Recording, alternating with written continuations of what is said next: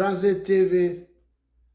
Hi and welcome back to Reggie's Football Show.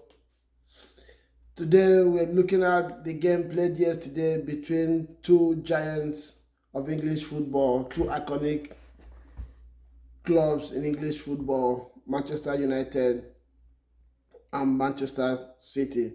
This game was the FA Cup finals of the 2023 season in English football, played at the Wembley Stadium. Wembley days, we know, are big days, big occasion. More so this time around, being a game between these two giants of English football, and especially, we all know it's a derby game. This made it even more special and much bigger an occasion. And the game itself turned out to be exactly what the occasion demanded. It was a game played out that was fiercely contested, though one can say that City had a controlled performance in this game, and it ended up City being victorious at the end of the match. So we're going to look at how the game panned out, the star performers in this match, or comments by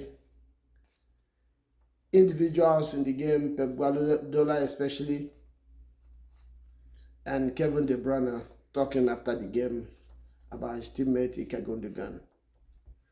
We'll also talk a little bit more on our upcoming videos I'll be dropping on our channel.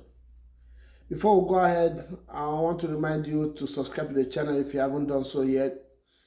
Like and share this video, and look out for our videos this week. It's going to be a loaded week. We'll be previewing the Champions League finals coming up next week Saturday between Man City and Inter Milan.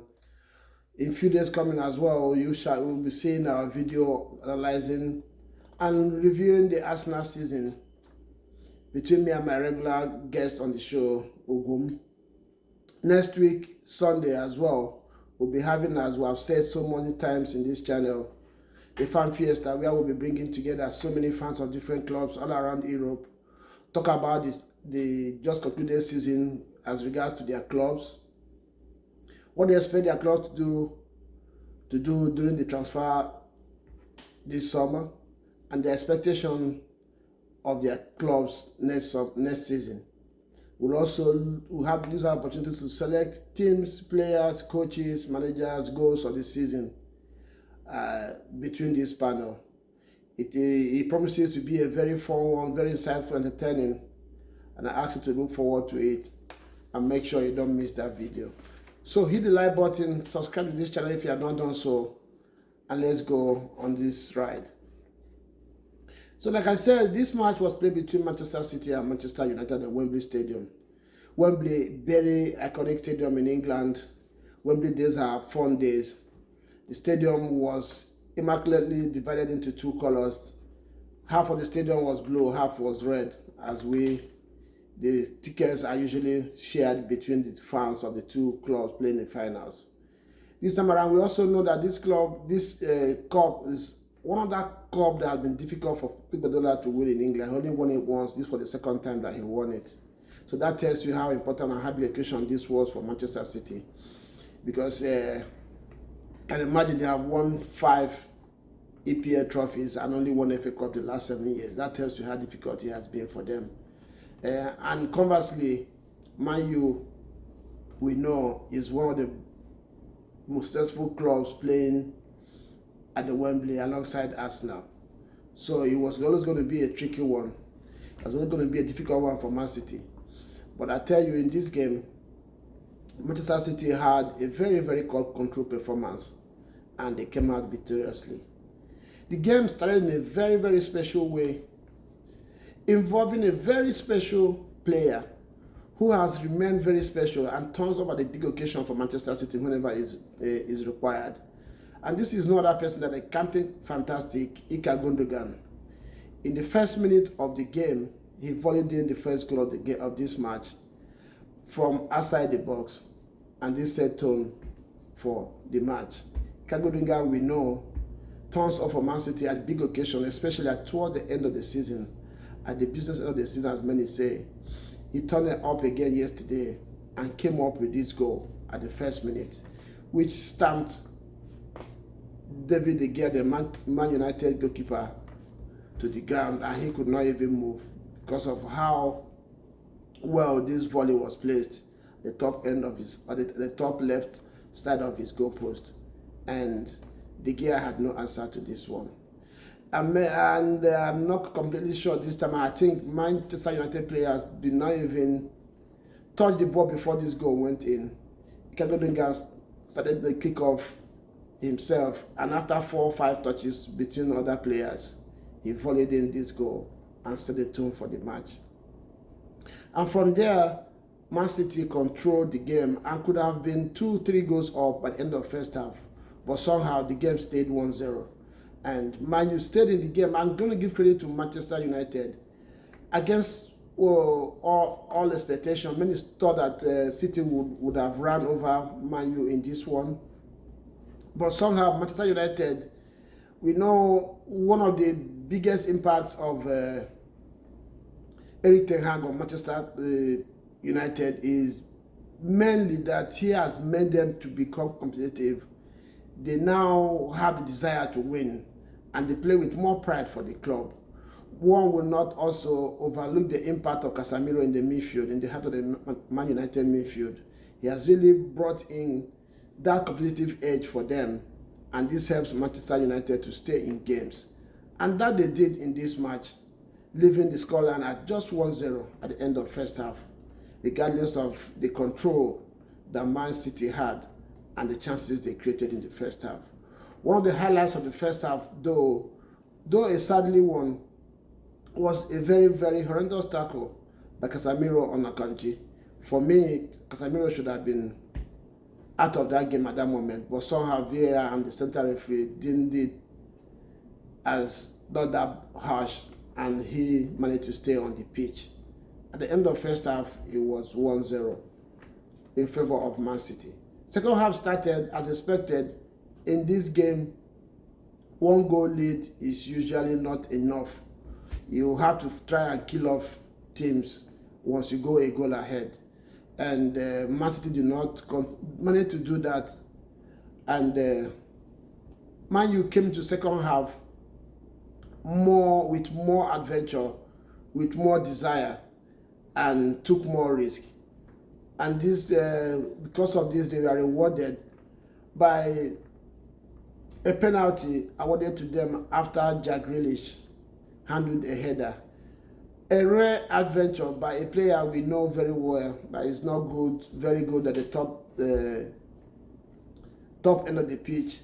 The right back to Man United, Wan-Bissaka.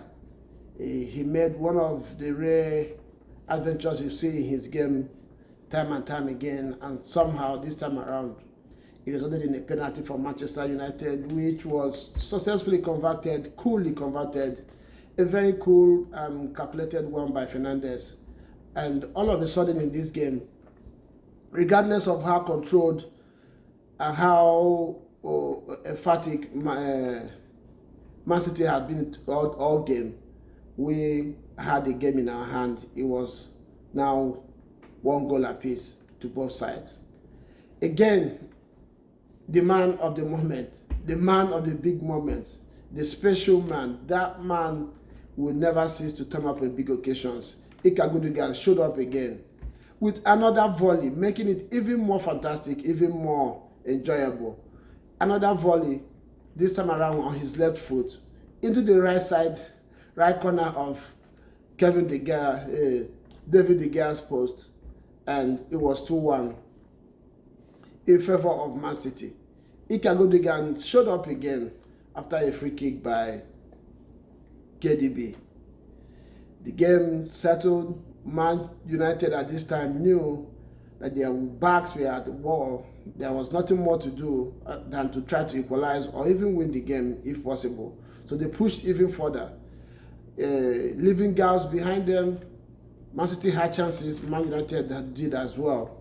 But at the last minute of the game, like I said earlier on, when you have a goal lead in a game of football, it is a very, very dangerous position to be. Sometimes you don't even know if you should protect your lead or go for a killer goal to kill off the opponent. So it became a very evenly contested game between Man United and Man City. At the last minute of the game, Man United would have taken this one to extra time through a goalman scramble involving McTominay, Vegas, and Stones. At the end, the Man City goalkeeper saved the day, and the game ended 2-1 in favor of Man City. Now they have won their second FA under Pep Guardiola in the last 7 years.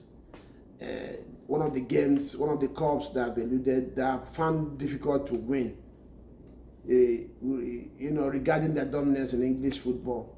What this now means is that Man City, at the beginning of next season, will play in the Community Shield against Arsenal, who came second in the league. That is what the rule says. At this point, I want to look at the star performer in this game, Erling Haaland. Haaland this season have been hailed so many times by many because of the number of goals, the records he has broken by goals scored this season. But in this match, he did not score. But I tell you, his performance was more important and relevant and helped City to win this game. And it was more obvious that he gets involved in the game a little bit more or better now than in the past, than just scoring goals. I remember a few months ago, Pep Guardiola in one of his press conferences said that he will always want a striker that impacts games, it gets involved more in games than just scoring goals. And this he has done, and he did very, very well in this game. He had so many successful dribbles, so many hold-up plays, and he had attempts on goal as well.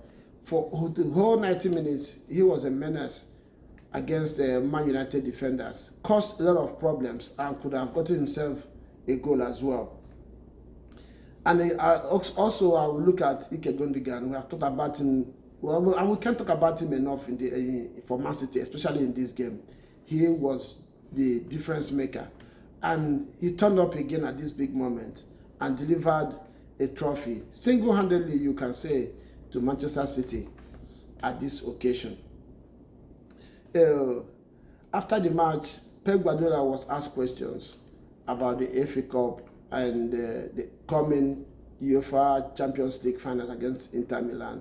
And there's so much talk out there that of Man City winning the treble, which is a feat only achieved by the Alex Ferguson Manchester United team, as we know. So he said, well, that he is not going to think, they're not thinking much about that, but what is important is that once you perform in the games and win the game, then we can talk about the noise. The same, and this was re-echoed by Kevin De Bruyne, who was also interviewed after the game, and he said exactly the same thing, that yes, the Champions League has eluded them. That is more important to them than the talk of winning a treble. So they're looking forward to deliver a very good performance, good enough for them to win the Champions League. Then after that, they can go ahead and talk about all the other noise surrounding their season. So this one has set up for us to look forward to the performance of Man City, sorry to say, in the finals against Inter Milan next weekend. Before we go, I want to remind you one more time to subscribe to this channel if you have not. Like and share this video. This week is loaded. We'll be looking at, I'll be having our special guest, our regular guest on the show, my man Ugum. He'll be with me on Tuesday for us to look in-depthly into the season that just finished for us now, the highlights of the season, the achievement, and we'll be able to analyze and tell you whether the season for Arsenal was a success or a failure or was a disappointment, if you want to use that word. We'll also look at the player of the season for Arsenal. Then later in the week, we'll be previewing the Champions League finals between Inter Milan and Manchester City. That game is coming up next week, Saturday. But we'll be having a post-match analysis on Sunday next week, which will be bringing you. So look out for that. And after the Champions League finals, the big one shall be dropping on this channel, which is the Fan Fiesta, which we have promised to drop on this channel. We'll be having huge number of fans of different clubs coming together to analyze the outgoing season. We'll be looking at the transfer window opening on the 14th of June, what they expect their clubs, different clubs to do in the transfer window to strengthen their squad for next season. We will also talk about expectations of club fans of their team, of their club next season. Then we will go into looking at and picking up the Europe team of the season, player of the season, manager of the season, goals of the season, and other highlights that have brought up huge conversations through the season. Those we promise to give you in the Fan Fiesta that will be dropping on this channel next weekend. Look out for it and continue to enjoy our content. Support this channel by subscribing, liking, and sharing our content. And we hope to see you next time. Bye for now.